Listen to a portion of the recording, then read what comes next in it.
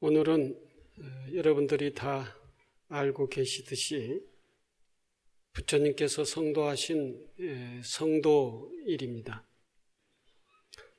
어제 저희들은 성도 전야에 전야 철야 정진을 했습니다. 어제 법회는 많이 오셔서 법회를 참여해 주셨습니다. 아마 2층은 어제는 개방을 하지 않았고 바닥 밑에층만 개방을 해서 지금 현재 참여하고 계시는 밑에 이 숫자 정도가 어제 법회에 참여를 해서 정진을 했습니다.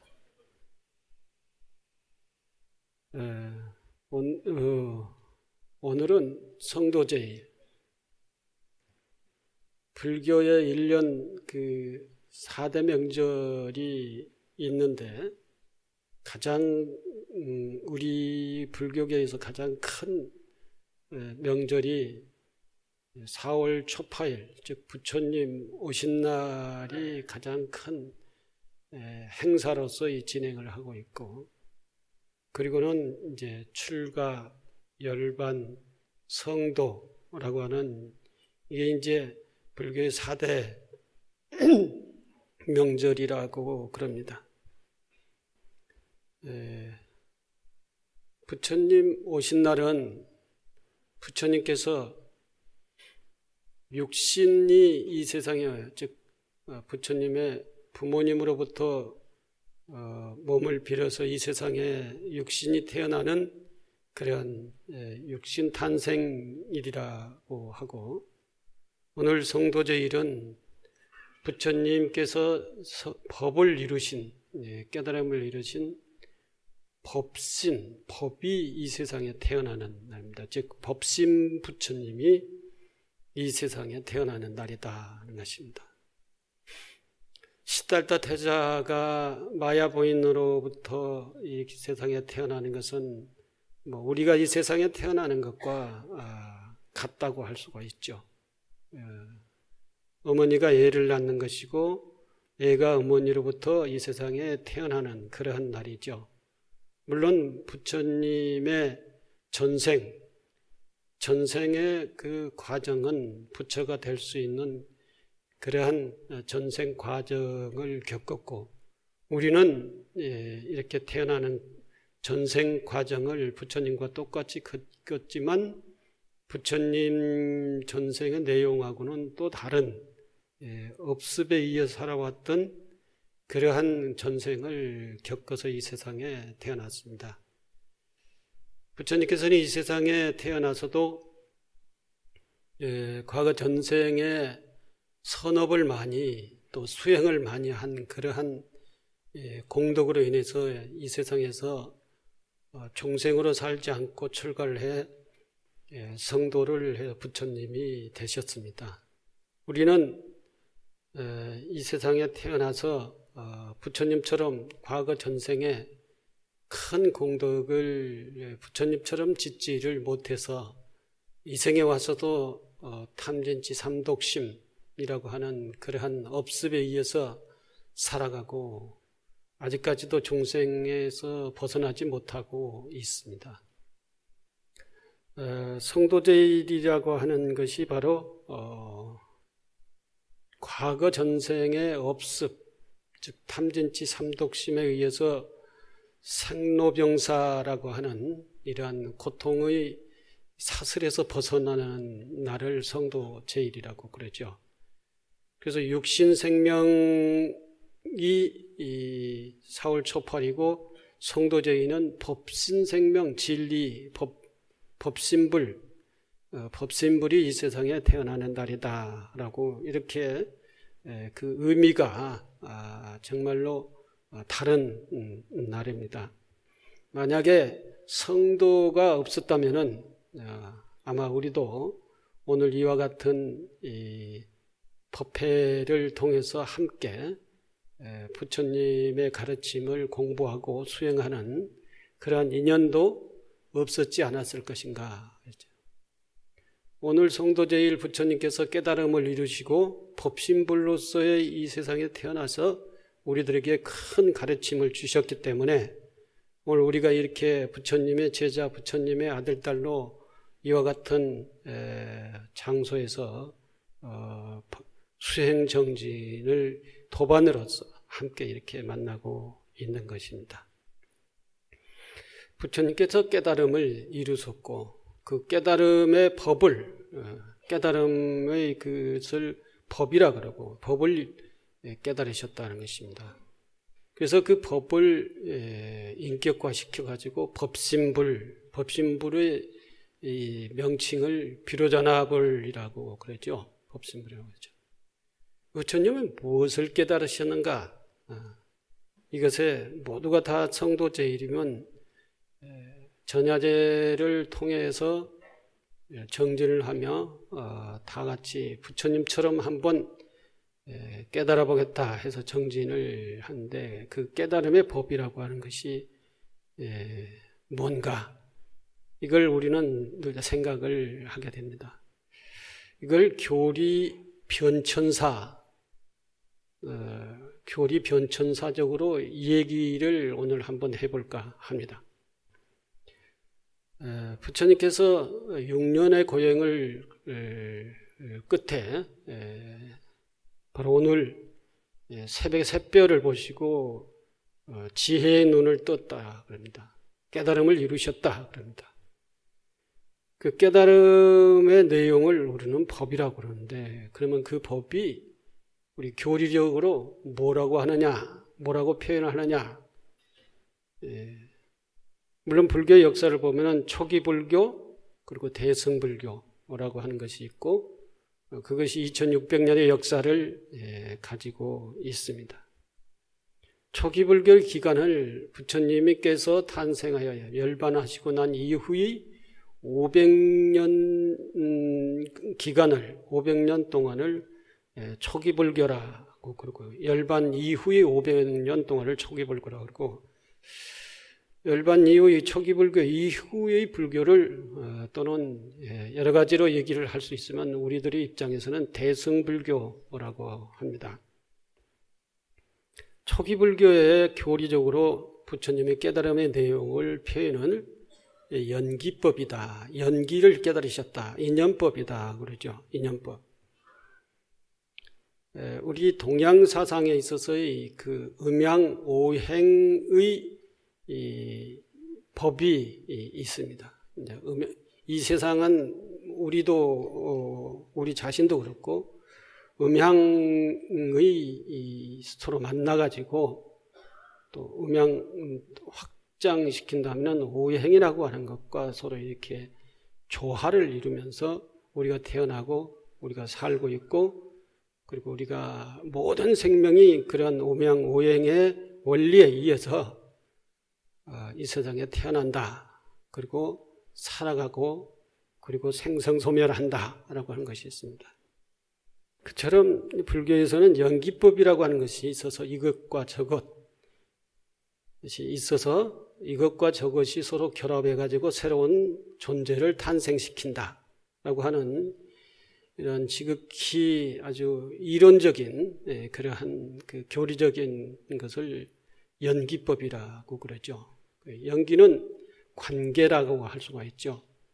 그래서 어머니 아버지가 있어야 우리가 탄생하고 또 어떠한 존재든지 두 가지 세 가지의 요소가 서로 만나가지고 하나의 존재를 탄생시킨다.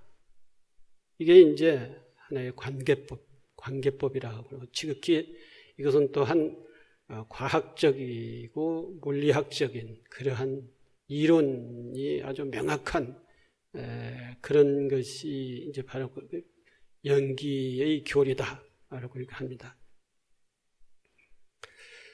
이처럼 세상 만사는 나가 부모님이 있고 형제가 있고 이웃이 있고 또는 스승이 있고 친구가 있고 또는 노동자, 농민이 있고 직접적으로 관계를 하는 사람이 있고 간접적인 관계를 하는 이러한 사람들과의 관계 속에서 사회가 이루어지고 그 사회적 관계 속에서 내가 살아가고 있고 그리고 이 역사가 흘러가고 있다는 것입니다.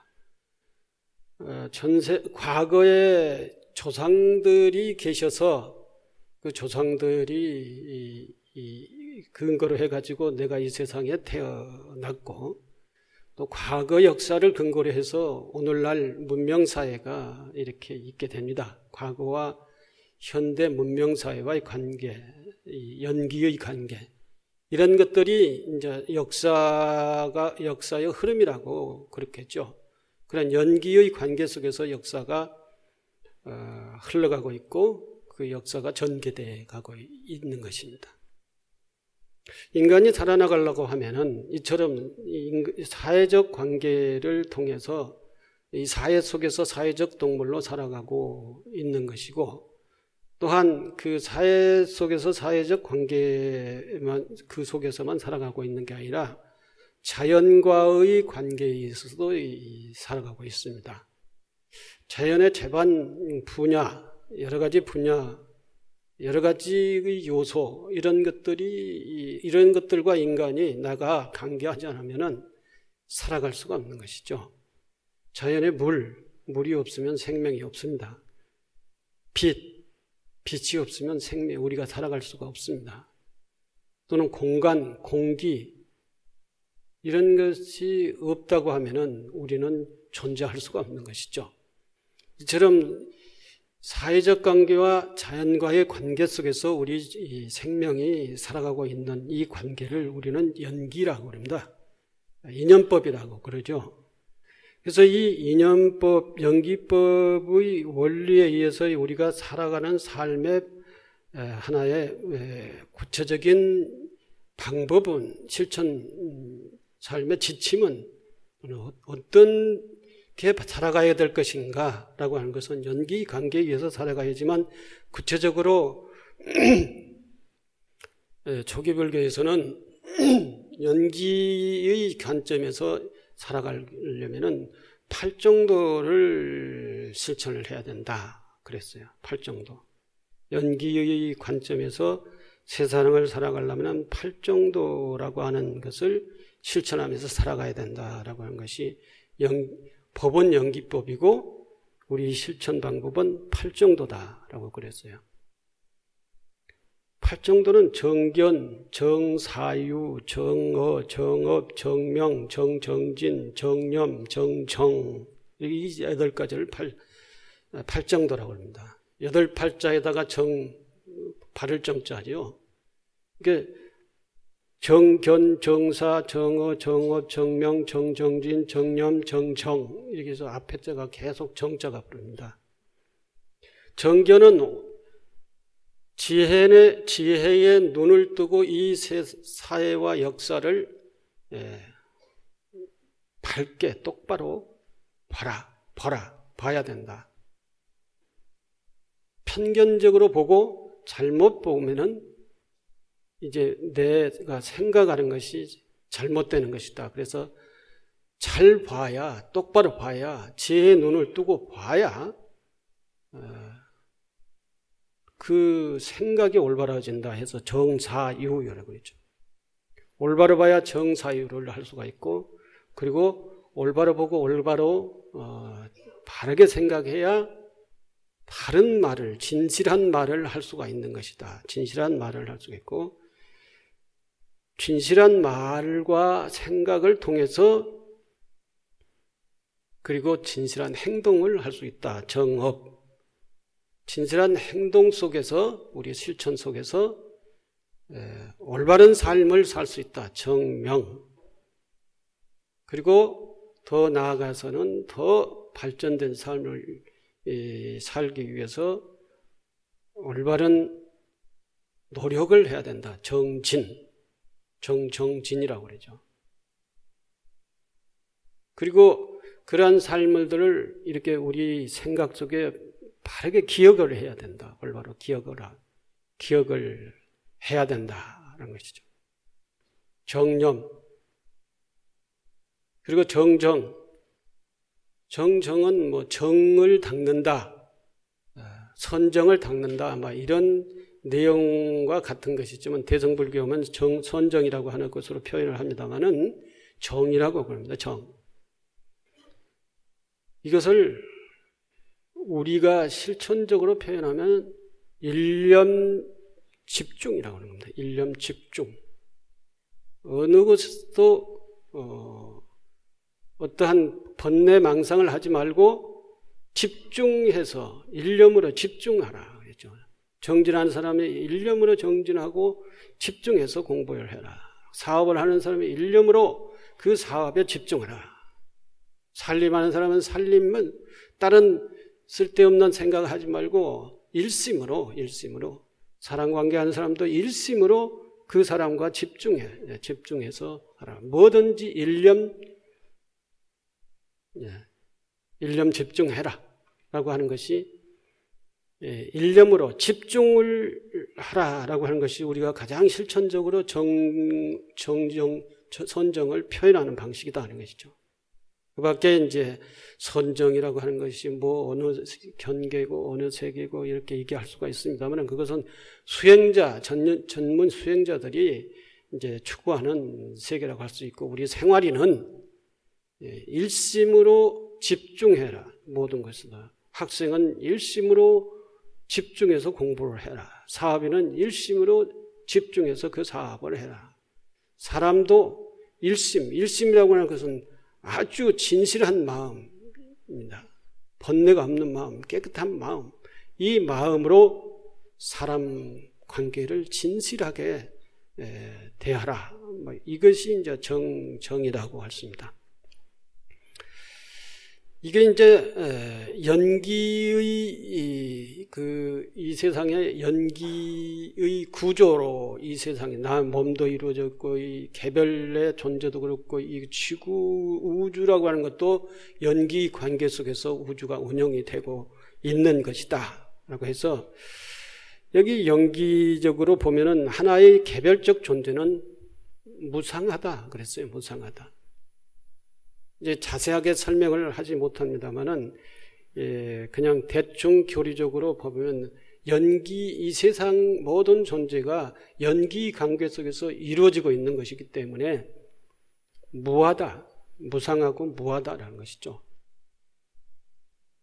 그리고 이 무상, 무하, 고로 이렇게 이제 표현을 하는데 이 무상하고 무아이고 무상인 것을 우리가 보지 못하기 때문에 우리는 다른 어떤 나라고 하는 가에 집착해서 그 가를 중심으로 나의 거짓 나를 중심으로 해서 탐진치 삼도심으로 살고 있기 때문에 우리의 삶은 고통스럽다라고 이렇게 얘기를 합니다.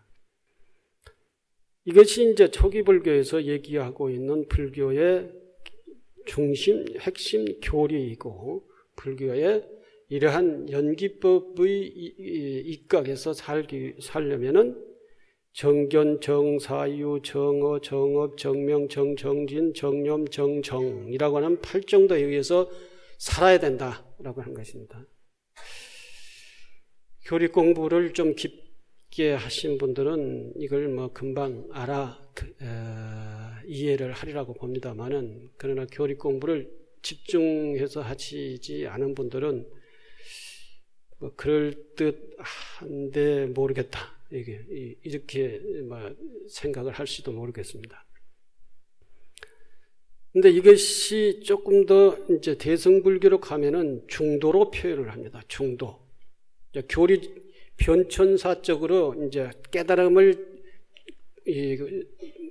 설명을 하자면은 이렇다는 것입니다. 즉 법이라고 하는 것, 불교에서 말하고 있는 부처님의 가르침, 법, 불교의 사상 뭐 이렇게 표현하지만 이 법의 교리의 변천사로 보면은 시대별로 보면은 초기 불교가 있고 대승불교가 있는데 초기 불교는 부처님의 열반에 500년 열반하고 500년 후까지를 초기불교라고 그러고 그 500년 이후부터는 대승불교가 태동해서 대승불교가 나타났기 때문에 대승불교 시대다 그럽니다.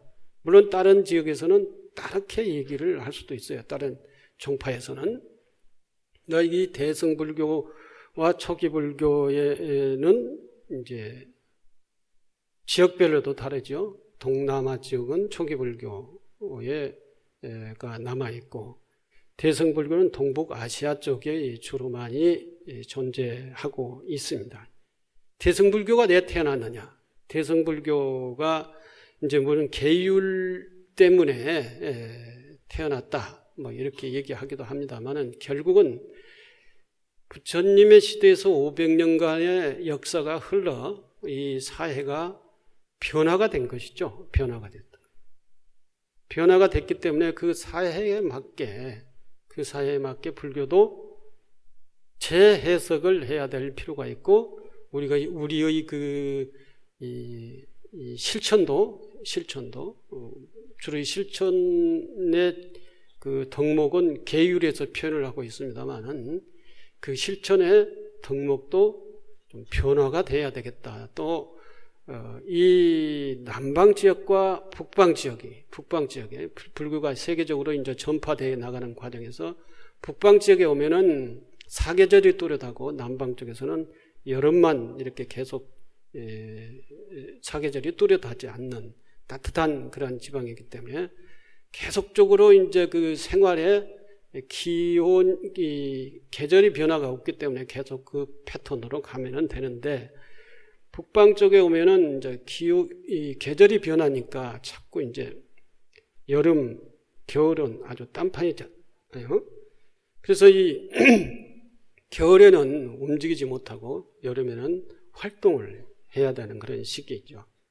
그래서 먹는 것도 남방 쪽에서는 매일 이렇게 걸식을 해서 먹으면 되는데 북방 쪽에서는 이 추우니까 늘 이렇게 걸식을 할 수 있는 그러한 기후 조건이나 상황, 사회적 상황이 안 된다는 것이죠. 그래서 무소유, 삼의일발, 삼의일발만 가지고 수행자들이 살았다고 하면은 남방 쪽에서는, 북방 쪽에서는 삼의일발, 바로 하나에다가 옷 3벌 가지고 살 수가 없어요.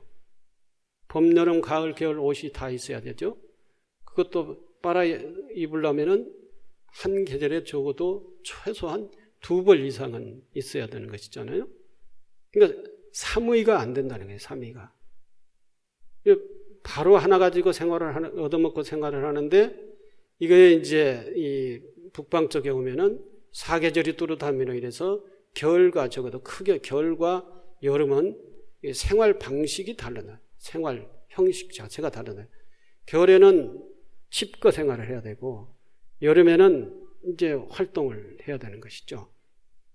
그러니 겨울에는 다 대문 닫고 눈이 많이 와가지고 아무도 걸식을 할 수 있는 그런 상황, 밥을 주지도 않는데 문화도 다르기 때문에 이게 생활을 할 수가 없죠. 그래서 이제 절이 필요하고, 절도 에어컨도 달아야 되고 난방도 해야 되고, 겨울에는 어떻게 생산 활동을 할 수 없으니까 싸둬야 되는 것이죠. 곡식을 싸두고 그걸 먹어야 되고 하니까 이게 이제 다르다는 것입니다. 이 다른 시대와 다른 환경에서 살기 위해서는 이 계율이 달라져야 된다는 것이죠. 여름에 남방지방에서 살 수 있는 그러한 어떤 그 생활 지침서와 북방 겨울에서 살 수 있는 그런 지침과 변화된 사회와 과거 농경 사회와 완전히 다르다는 것이죠. 그러니 이제 우리의 생활 지침도 다 달라지는 것이죠. 시대가 달라지고 이 자연적 조건이 달라지기 때문에 이 불교도 여러 가지 이 상황 속에서 생활할 수 있고 적응할 수 있는 이러한 불교로 변해야 된다라고 하는 것이 대승불교의 태동의 원인입니다. 대승불교가 그래서 이 소승적 딱 규정을 부처님 제세 시에 부처님께서 규정을 해놓은 그대로만 하는 게 아니라 그것을 좀 융통성 있게 변화해보자라고 하는 것이 대승불교다는 것이죠. 그래서 남방에는 지금도 태국이나 또는 저 미얀마나 가면은 스님들이 아침에 이렇게 탁발 나가죠. 근데 우리는 탁발 안 하잖아요. 탁발 안 하고 오히려 저 그 지하철역에서 목탁 치고 탁발하는 그 스님들은 이제 사이비승이다 이렇게 얘기를 하잖아요. 남방에서는 탁발해서 사는 것이 원칙인데 여기 오면은 돈벌이 수단으로서 이 지하철역에서 하고 있다는 것이죠. 뭐 여러 가지 자세하게 설명을 할 수 있는 시간은 없고 대승불교권에 오면은 이제 여러 가지 상황 조건이 달라지기 때문에 이 연기법이라고 하는 이 표현 방식도 달라지는 것이죠. 적응하는 응용을 해서 연기가 실현이 돼야 되는 연기법이 실현이 돼야 하는 그런 상황에 처하게 되니까 그때는 뭘로 표현하느냐면은 중도로 표현합니다. 중도.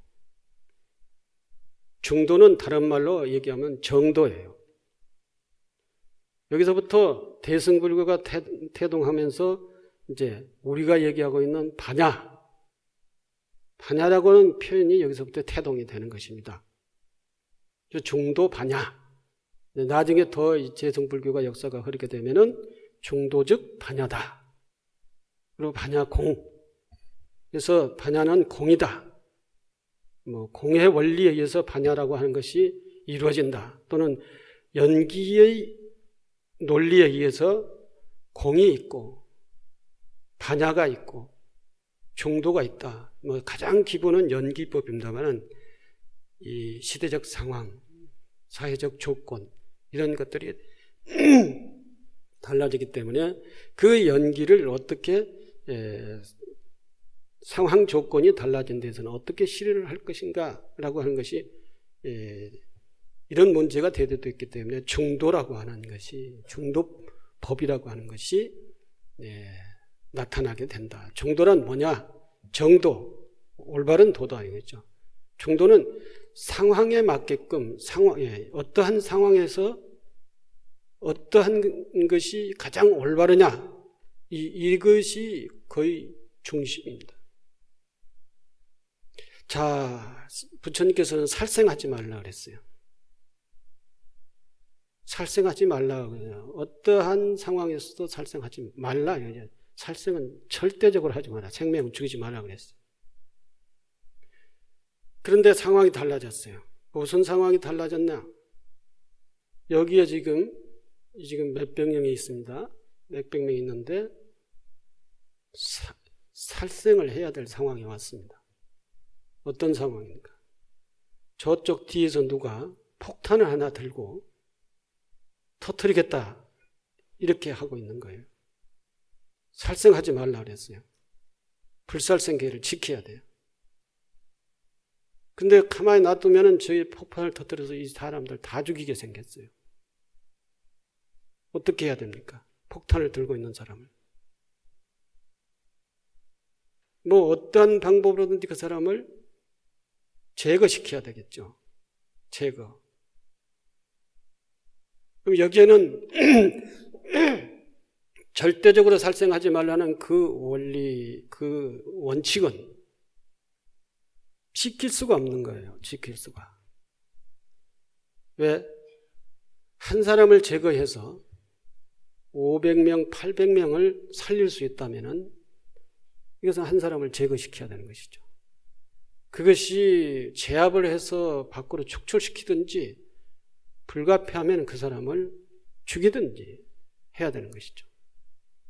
그래야 여기에 있는 모든 사람들이 생명을 잃지 않게 되는 것입니다. 이렇게 극단적으로 비유를 해서 이것이 종도다, 이것이 종도다 이렇게 하는 것은 좀 극단적인 비유라고 할 수가 있겠습니다만은 여기에 가장 정말로 보살행위라고 하는 것은 자기 목숨을 걸고 그 폭탄을 들고 있는 그 사람을 축출 내지는 제압 내지는 제거를 해야 되는 것이죠. 자기 목숨과 그 폭탄을 들고 있는 두 사람의 목숨에 희생되더라도 전체를 희생시키지 않으려면 그 사람을 제압을 해야 되는 것입니다. 그 과정에서 둘이 죽든 한 사람이 죽든 죽을 수밖에 없는 그런 각오는 해야 되는 것이죠.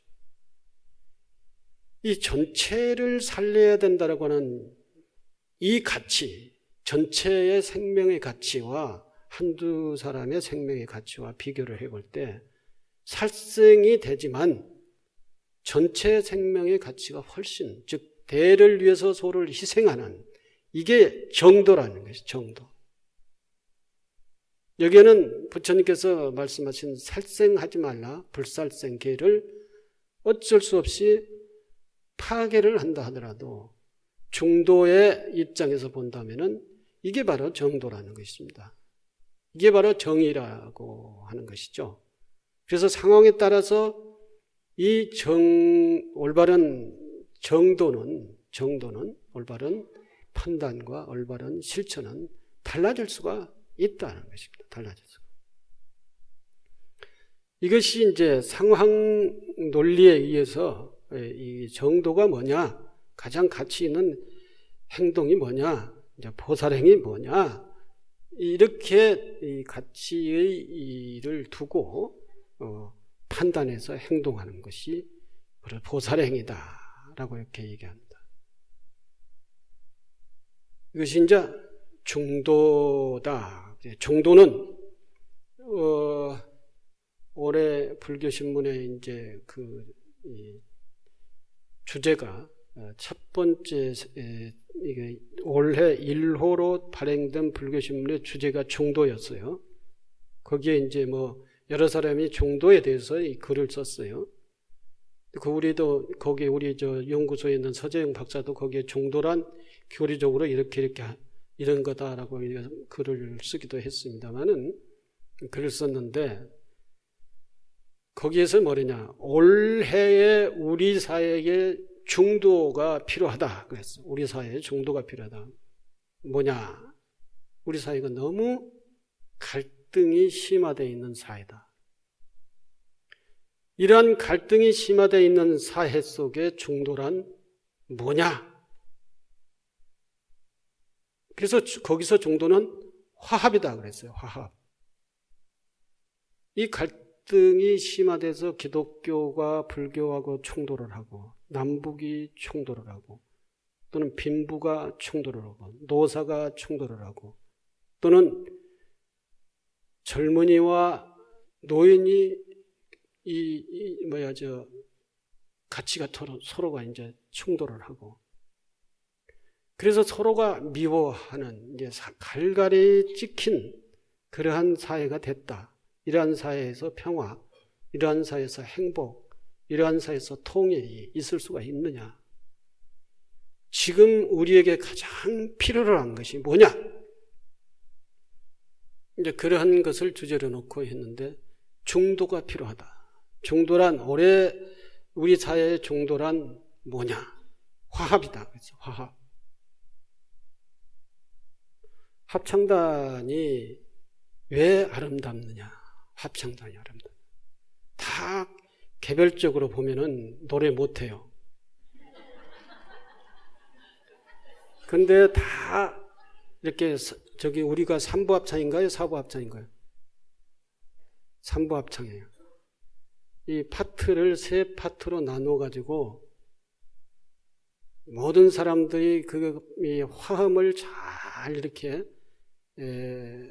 조화를 시키니까 합창이 아름답게 들리는 거예요.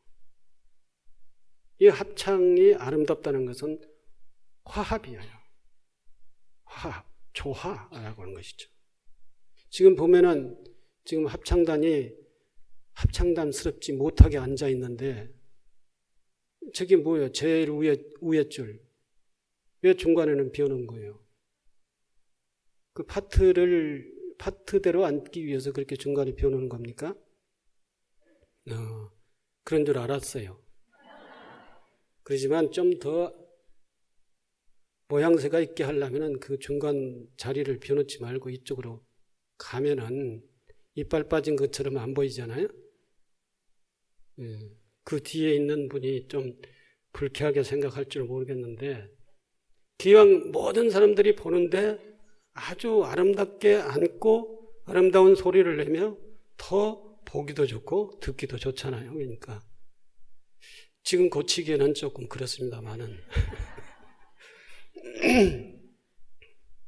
이게 중도요. 이게 우리 불광법회에서 중도는 뭘까요? 지금 상황 중도. 과거에 저희 큰 스님이 계실 때는 아주 신심이 굉장히 장했습니다. 그리고 신심이 장하다 보니까 봉사하는 것도 힘들지 않았어요. 근데 요즘 봉사 안 하려고 그래요. 힘들다고.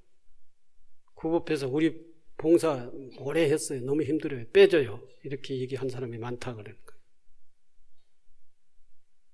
그럼 우리는 무엇을 하려고 그러느냐? 지금 제2불광운동에서 공동체를 만들려고 해요. 바람일 공동체. 바람일 공동체를 만들려고 하면 우리가 서로가 나눔이 있어야 되고 이해가 있어야 되고 배려가 있어야 돼요. 이게 바람일 공동체에서 가장 기본입니다. 우리가 서로가 이제 연세가 많이 들어서 허리도 아프고 무릎도 아프고 이렇게 해서 이제 막 이 법등이 노화돼 가지고 이제 그 노인들을 끌고 가서 봉사하려고 하니까 얼마나 힘드시겠습니까? 임원들의 노고를 잘 알고 있습니다. 그러나 그렇지 않는 법등도 이게 봉사를 너무 오래 했다고. 구법회에서 봉사하는 것이 일주일에 한 번이니까 한 달에 한 번입니까? 오늘 조금 제가 이런 얘기를 해서 죄송스럽게 생각을 하면서 얘기를 좀 하겠습니다만은, 아마 일주일에 한 번 하는 사람, 열심히 하는 사람들도 있을 거예요. 그러나 대부분 일주일에 한 번은 아닐 거예요. 자주 하면은 한 달에 두 번, 아니면 한 달에 한 번. 그렇죠? 네. 근데 한 달에 한 번 정기적인 봉사를 못하겠다 이렇게 하면은 말이 안 되는 거예요. 이건. 그것은 하기 싫다는 얘기죠. 우리 노인들이, 우리 부모님들이 거동이 불편해서 저렇게 가서 계시는데, 우리 직접적인 관계의 부모님은 아니라 할지라도 다 우리 부모님의 연배는 다 우리 부모님 아니에요? 그분들을 케어하는데 또는 그분들의 식사를 하는데 뭐 설거지나 내지는 식사를 하는데 뭐 청소를 하는데 뭐 여러 가지가 있습니다만은 거기 가서 조금 우리가 봉사를 한 달에 한 번, 이건 마음의 문제다 아닌 것이죠. 마음의 문제. 그것을 안 하겠다고 하는 그 구법회 임원들 전부 다 그 기록을 해가지고 나중에 제가 찾아뵙겠습니다. 안 하고 있는 구법회 분명히 올해 주지스님하고 저하고 찾아뵐 거예요. 저희들 보기 싫으면은 빨리 자청을 해서 어떤 것이든지 사찰에 봉사를 하든지 요양원에 봉사를 하든지 아니면 다른 기관에 봉사를 하든지 봉사를 해서 그 봉사 과정에서 우리가 자비를 나눔을 그리고 배려를 실현을 해야 바로 우리 사회가 갈등으로 갈기갈기 찍힌 이 상황을 치유를 할 수가 있다는 것입니다. 개별적으로는 공덕을 짓는 것이고요. 선행을 해야 지혜를 닦을 수 있다. 선행을 해야 기도 성취가 있다. 선행을 바탕으로 해야 가정이 평화스러운 것. 이게 이 선행 봉사, 이것은 언제든 어디에선 어떤 상황이든 다 필요라는 게 기본, 우리 삶의 기본이다 이것입니다. 더군다나 불자들이 선행을 해야 되는 것이죠. 올해 우리 사회에 중도 시련은 화합이다. 화합은 선행, 배려, 그리고 나눔. 이것이 이제 자비실현이죠. 자비실현. 불교의 가장 중요한 사상인 자비사상을 실현하는 것이다. 것입니다. 이게 중도로 이제 무상무와 고라고 하는 것을 대응하기 위해서는 중도라고 하는 것을 중도라고 이제 해석을 해서 이 불교의 가장 핵심 사상은 중도다라고 이렇게 딱 넘어옵니다. 그 다음에 이제 대승불교의 시대가 조금 진전을 하면서 이제 반야경이 이제 나타나게 됩니다. 반야경이 나타나면서 이제 중도를 지혜로 얘기를 합니다. 즉 중도, 반야적 중도라고 그랬어요. 중도와 반야 다르지 않습니다. 상황에 따라서 어떻게 표현을 할 것인가, 시대에 따라서 어떻게 표현을 할 것인가, 이것이 변화일 뿐이지, 이런 변화일 뿐이지, 실제 내용이 연기법이 중도로 이렇게 불리면서 이 연기법 자체가 변해가지고 중도가 된 게 아니에요. 연기법이 대승불교에서는 상황에 따라서 변화된 사회에서 중도란 상황에 따라서 이렇게 판단하고 이것이 정법이다라고 하는 것이죠. 아까 뭐 몇 가지 얘기를 했습니다만은 사실 가정에 불화가 있을 때는 그때 불화의 원인이 뭔가라고 하는 것을 잘 판단을 해야 되죠. 불화의 원인이 거사가 권위적이어서 불화가인가, 보살이 자비스럽지 못해서 불화인가, 애새끼들이 속삭여서 불화인가. 그러한 불화의 원인이 애들이 속삭여서 불화의 원인이다. 그러면 그 애를 교육을 잘 시키는 것이 정도예요. 정도. 가정의 평화를 가져올 수 있는 거죠. 아니면은 거사가 너무 권위적이다라고 하면은 거사의 권위적인 것을 누그러뜨리는 것이 정도죠. 정도. 그래야 가정이 평화로워지는 것이죠. 보살이 너무 바가지를 긁는다 했을 때는 바가지를 좀 덜 긁게, 나중에는 긁지 않게 이렇게 하는 것이 그 가정의 정도, 중도라는 것이죠. 이처럼 상황에 그 상황을 잘 판단하고 근본 원인이 뭔가, 잘못된 근본 원인이 뭔가, 그 원인을 파악하고 그것을 수정하는 것이 정도고 중도고, 이것이 지혜다는 것이죠. 지혜로 표현할 때는 반야예요. 반야. 반야지혜라는 것이죠. 부처님이 이걸 깨달으셨다는 것이죠. 이걸 깨달아서 이렇게 살아라. 이것이 또 시대가 바뀌어도 반야에서 또 다른 용어로 번역이 된다 하더라도 그 원리는 바뀌지 않는다는 것이죠. 그래서 부처님 법은 영원하다. 어떠한 시대, 어떠한 상황에서도 부처님 법은 영원하다.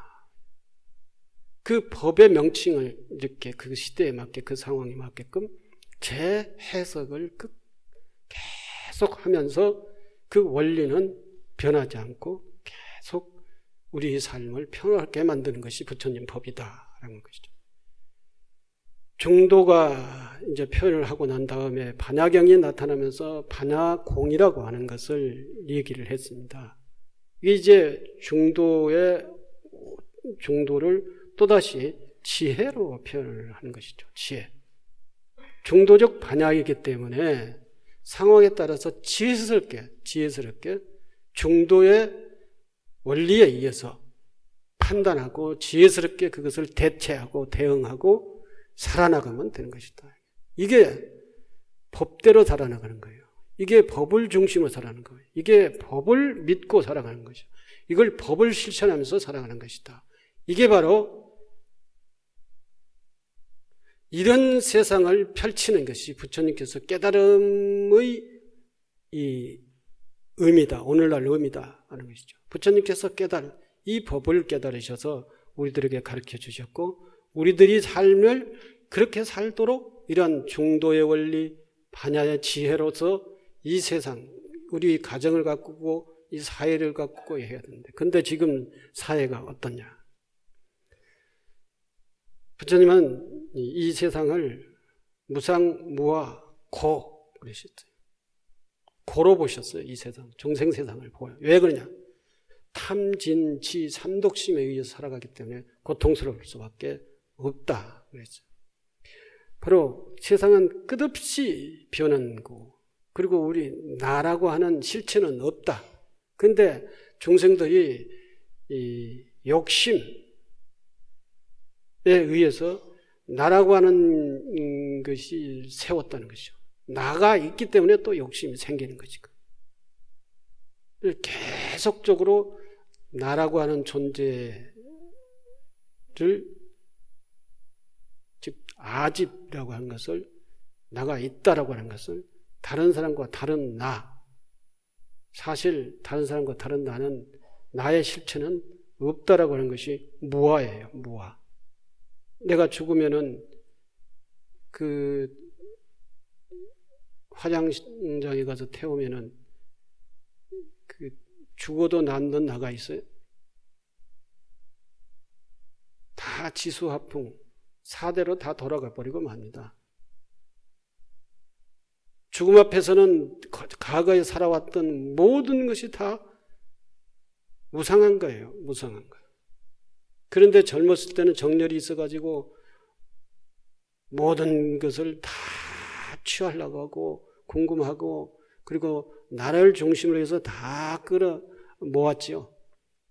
명예도 중요하고 돈도 중요하고 뭐 남자는 여자가 중요하고 여자는 남자가 중요하고 이렇게 해서 이 세상 모든 것이 다 중요하다고 해서 자기 중심, 자기 일을 세우고 자기 중심으로 다 끌었어요.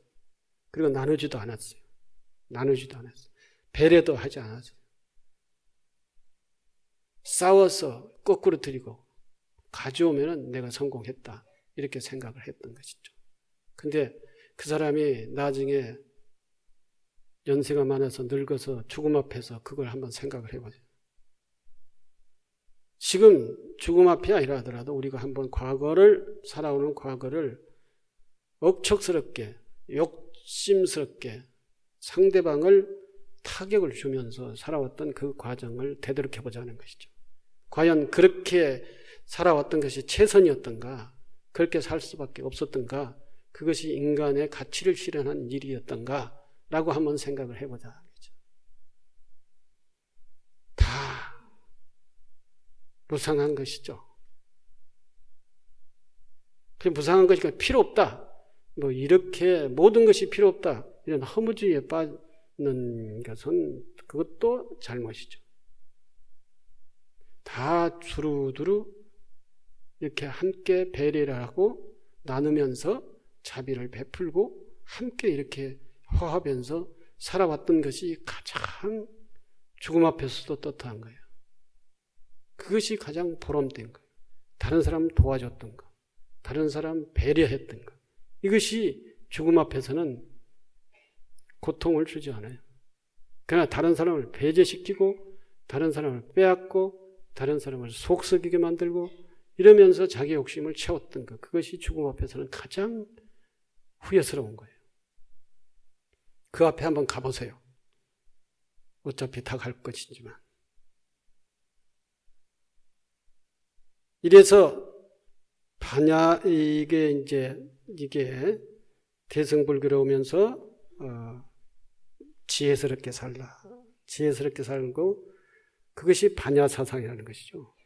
그것이 공이라고 하는 것입니다. 뭐 자세하게 설명을 못 드립니다만, 그래서 반야지혜의 행을 하기 위해서는 바람일 행을 해야 된다.